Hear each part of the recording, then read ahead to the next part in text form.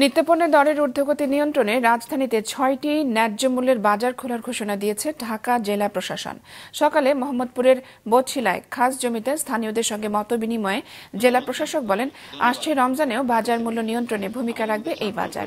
এই বাজার সঠিকভাবে পরিচালিত হলে অসাধু ব্যবসায়ীরা ইচ্ছে মতো দাম নিতে পারবে না।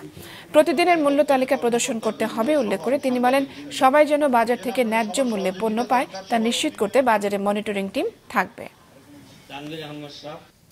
একদম তৃণমূল পর্যায়ে যেখানে যে জিনিসটার দাম কম, যেখানে আলুর দাম কম, যেখানে লাউয়ের দাম কম, আর হচ্ছে পরিবহন খরচ, দুইটা বিবেচনা করে যেটা রেট কম পড়বে সেখান থেকে পণ্যটা নিয়ে এসে সরাসরি ঢাকায় বিক্রি করব এবং আমাদের সরাসরি তত্ত্বাবধানে, সরকারের তত্ত্বাবধানে।